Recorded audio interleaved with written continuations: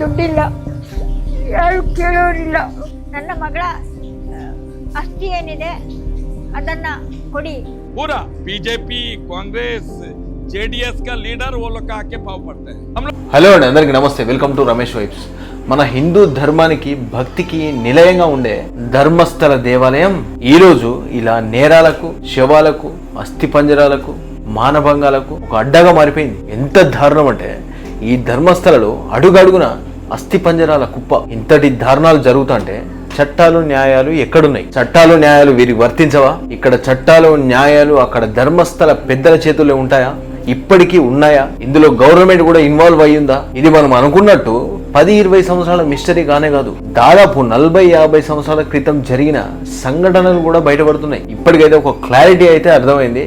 ధర్మస్థల క్షేత్రంలో ఒక 12 సంవత్సరాల క్రితం పారిపోయినటువంటి పారిశుద్ధ కార్మికుడు చెప్పిన విషయాలన్నీ వాస్తవమని అందరికీ అర్థమైంది. ఈ గవర్నమెంట్ నియమించిన ఐపీఎస్ అధికారుల నేతృత్వంలో ఈ ఎగ్జామ్షన్ అయితే జరిగింది. 14 సైట్స్ లో తవ్వకాలు కూడా జరిగాయి. ఆ తవ్వకాలలో అడుగడుగున అస్థిపంజరాలు. 40 సంవత్సరాల నుంచి చూస్తున్న ఈ దారుణాలు ఇప్పటికైనా పులుస్టాప్ పడుతుందా? అసలు ఇంతటి దారుణాల వెనకాల ఉన్న నేరస్తులు బయటపడతారా? ఇలా మనం దీని గురించి ప్రతి ఒక్క విషయం ఈ రోజు మాట్లాడుకుందాం. దీనికి కావాల్సింది మీ సపోర్ట్. మీరు చేయవలసిందల్లా నా ఛానల్ని ఇప్పటి వరకు సబ్స్క్రైబ్ చేసుకోకపోతే సబ్స్క్రైబ్ చేసుకోండి. ఎందుకంటే మీ సపోర్ట్ నా బలం. ఇక లేట్ చేయకుండా వీడియోలోకి వెళ్దాం.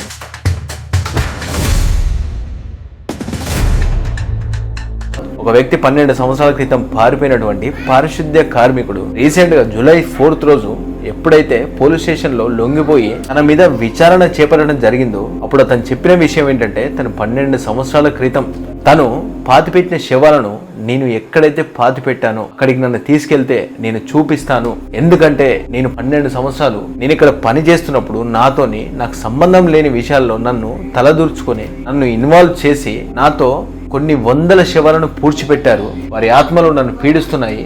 ఆత్మలకైనా శాంతి చేకూర్చాలని నేను ఈరోజు ఇక్కడ జరిగే నిజాలు ప్రపంచానికి తెలియాలన్నట్టు నేను ఈ రోజు వచ్చి చెప్తున్నానన్న విషయం అందరికీ తెలిసిందే. ఇక్కడ దాదాపు 1 వీక్ నుంచి ఇన్వెస్టిగేషన్ జరుగుతుంది. ఇక్కడ తవ్వకాలు కూడా జరుగుతున్నాయి. 14-15 సైట్లలో తవ్వకాలు జరుగుతున్నాయి. ఈ తవ్వకాలలో 6వ సైట్ లో తవ్వకాలు జరిగినాయి. ఆ తవ్వకాలలో ఒక 13 సంవత్సరాల బాలిక అస్థి పంజరాలు బయటపడ్డాయి. ఎప్పుడైతే ఈ వ్యక్తి ప్రపంచానికి దీని నిజాలు చెప్పాలనుకున్నాడు, ఎవరైతే అన్యాయాలకు గురైన్లో వాళ్ళ ఫ్యామిలీలో వచ్చి ధర్మస్థల పోలీస్ స్టేషన్ కి ఫిర్యాదులు వస్తున్నాయి. దాంట్లో అనన్య భట్ గారి తల్లి అనన్య భట్ గారు ఎప్పుడైతే మిస్ అయ్యారో దాని తర్వాత తన తల్లి వచ్చి ధర్మస్థల పోలీస్ స్టేషన్ లో కంప్లైంట్ ఇచ్చినా కూడా అక్కడ ఎలాంటి న్యాయం గాని ఎలాంటి సపోర్ట్ గాని ఎక్కడ లభించలేదు. పైగా ఇద్దరు గుర్తు తెలియని వ్యక్తులు తననైతే కిడ్నాప్ చేసి బాగా కొట్టి తననే ఒక విగత జీవిగా పడేశారు. తను ఒక 3 months తర్వాత లేచి చూసేసరికి బెంగళూరు హాస్పిటల్లో ఉంది.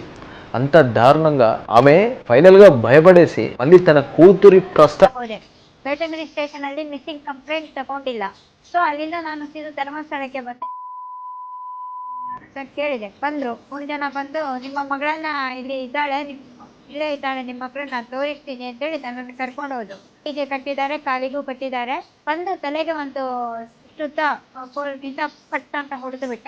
ಮಂಗಳೂರಿಗೆ ಬಂದಾಗ ನನ್ನ ಮನೆ ಇತ್ತು ಮಂಗಳೂರಲ್ಲಿ. ಆ ಮಂಗಳೂರಲ್ಲಿರುವ ಮನೆಯನ್ನ ಇದು ಬಂದು ನೋಡಿದವಾಗ ನನ್ನ ಹತ್ರ ಲಾಕ್ ನನ್ನ ಹತ್ರ ಇತ್ತು. ಮತ್ತೆ ಆ ಲಾಕ್ ನನ್ನ ಹತ್ರ ಇದ್ದು ಮನೆ ಬರ್ತೀನಿ, ಮನೆ ಡೋರ್ ಎಲ್ಲ ಓಪನ್ ಆಗಿದೆ.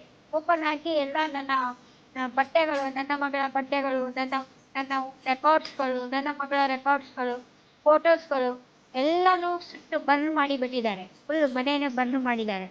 ಅಲ್ಲಿಂದ ಸೀದೆತ್ಕೊಂಡು ನಾನು ಒಂದೇ ಒಂದು ಬಟ್ಟೆ ಇತ್ತು, ನನ್ನ ಹತ್ರ ಬೇರೆ ಬಟ್ಟೆ ಇರಲಿಲ್ಲ.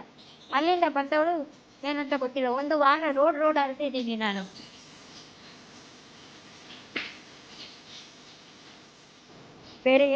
కూడా ఎత్తలేదు. ఇంకా ఇక్కడ ధర్మస్థల క్షేత్రంలో ఒక 45 సంవత్సరాల క్రితం అంటే 1976 లో జరిగిన ఈ సంఘటన వింటే ప్రతి ఒక్కరు కంటతడి పెట్టాల్సిందే. ఆ సంఘటన ఏంటంటే ధర్మస్థల క్షేత్రంలో ఒక టీచర్ గా వర్క్ చేసినటువంటి తన పేరు వేగవల్లి. తను అక్కడ టీచర్ గా వర్క్ చేస్తుంది. తనకి 1976 లో తనకి ప్రమోషన్ వచ్చింది హెడ్ మాస్టర్ గా. తన హెడ్ మాస్టర్ పదవి కోసం అక్కడ ఉన్న పెద్దలు అంగీకరించకపోవడంతో తను కోర్టును ఆశ్రయిస్తే తనకి న్యాయం జరిగింది. కానీ ఇక్కడి పెద్ద మనుషులు, ఇక్కడ ఎవరైతే ధర్మస్థల క్షేత్రంలో ఉన్నటువంటి పెద్ద మనుషులు ఎవరైతే ఉన్నారో వాళ్ళు తనని సహించలేక వాళ్ళని కోర్టు దాకా తీసుకెళ్లారనే కోపంతో తన భర్త డాక్టర్ తను లేని సమయంలో ఇంటిపై దాడి చేసి విచక్షణారహితంగా కొట్టి చంపేసి ఆ ఇంట్లోనే ఇల్లుకు తగలబెట్టేశారట. దీనిపై తన భర్త చేసిన న్యాయ పోరాటం కూడా ఫలించక తననే రివర్స్ కేసులో పెట్టి కొన్ని సంవత్సరాలు జైలు శిక్ష అనుభవించేలా చేశారట అక్కడ పెద్దలు. తను పోరాడి తను చివరికి చనిపోయాడట. మరొక సంఘటన ఏంటంటే, ఒక వ్యక్తి రాజకీయ పరంగా ఎదుగుతున్న ఒక వ్యక్తి తను ఇంకొక దారుణమైన సంఘటన ఏంటంటే 1986 అనుకుంటా. ఒక వ్యక్తి రాజకీయ పరంగా అక్కడ ఒక చిన్న నాయకుడు, అతను ఒక ఎస్టీ కులస్తుడైన ఒక అతనికి ఏదో కుల బహిష్కరణ విషయంలో తనకి సపోర్టింగ్ గా నిలబడ్డందుకు తన కూతుర్ని కాలేజ్ నుంచి బయటకు వస్తుంటే కిడ్నాప్ చేసి తీసుకెళ్లి మానభంగం చేసి అతి కిరాతకంగా చంపి తనని నేత్రా నది ఒడ్డున పడేశారు. తను చివరికి ఒక 56 days తర్వాత చూసేసరికి అక్కడ ఆమె అస్థిపంజరం. అక్కడ తన తండ్రి ఎంత పోరాడినా తన కూతురికి న్యాయం చేయలేకపోయాడు. తను చేసిన ఒకే ఒక మంచి పని ఏంటంటే, తన కూతుర్ని తన దొరికిన అస్థిపంజరాల్ని పూడ్చిపెట్టేసి తనకి ఒక సమాధి కూడా కట్టించాడు. ఎందుకంటే అది వాళ్ళ ఆచారం ప్రకారం శవాలను కాలువాలి. కానీ తన తండ్రి ఆలోచించి నా కూతురికి ఎప్పుడైనా న్యాయం జరుగుతుందని ఆలోచించి తన కూతురికి సమాధి కట్టించడం జరిగింది. అసలైన కేసు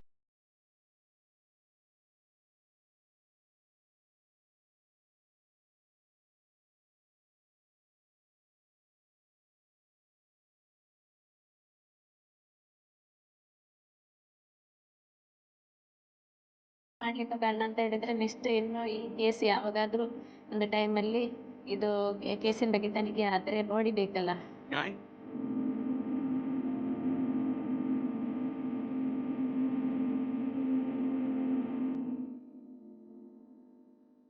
చెప్తున్నా, ఇది అందరికీ తెలుసు. 2012లో జరిగిన సంఘటన ఇది. సేమ్ కాలేజీ నుంచి వస్తుంటే కిడ్నాప్ చేసి రేప్ చేసి చంపేశారు. తన పేరే సౌజన్య. ఈ సౌజన్యకు ఇప్పటికి కూడా ధర్మస్థల క్షేత్రంలో ప్రతి చోట కూడా ఇప్పటికీ కూడా జస్టిస్ ఫర్ సౌజన్య అనే పోస్టర్లు అతికించబడి ఉంటాయట. అసలు ఇక్కడ ఇంత దారుణాలు జరుగుతుంటే ఈ వ్యవస్థలు అనేటివి ఉన్నాయా, నిద్రపోయాయా? అండ్ ఇక్కడ పబ్లిక్ ఏం చెప్తుందంటే, ఇక్కడ వందల శవాలు కాదు ఇంకా ఎక్కువగానే ఉంటాయి, అవి మాకు చాలా కామన్, ఇదంతా మేము చూస్తూనే ఉంటాం, డైలీ చూస్తూనే ఉంటాం. దారి పంట అట్లా వెళ్తా అంటే అడవి పందులు కుక్కలు శవాలను తీసుకొచ్చి రోడ్డు మీద పడేస్తుంటే మాకు ఇవన్నీ కామన్, ఇవన్నీ చూసి ఉన్నాం అని అక్కడ ప్రజలు చెప్తుంటే అందరు షాక్ అవుతున్నారు. అసలు ఈ మరణాల వెనుక ఉన్న మిస్టరీ ఏంటిది? ఈ నిందితులు చట్టాల ముందు తన నేరాల్ని ఒప్పుకుంటారా, ఒప్పుకోరా? అసలు నిందితులకు చట్టాలు అనుకూలంగా ఉన్నాయా? అందుకే అదుపు లేకుండా ఇంతటి దారుణాలు జరుగుతున్నాయా? ఎనీవే, వీరందరికీ న్యాయం జరగాలని కోరుకుంటున్నా. ఓకే గైస్, ఇలాంటి వీడియోస్ కోసం అయితే నా ఛానల్ ఇప్పుడే సబ్స్క్రైబ్ చేసుకోండి. మరిన్ని అప్డేట్స్ తో మీ ముందుకు వస్తా. నాకు సపోర్ట్ చేయండి. మీకు కొత్త విషయాలు చెప్పడానికి ట్రై చేస్తూ ఉంటాను. ఓకే గైస్, ఇంకో మంచి వీడియోతో మీ ముందుకు వస్తా. జై హింద్.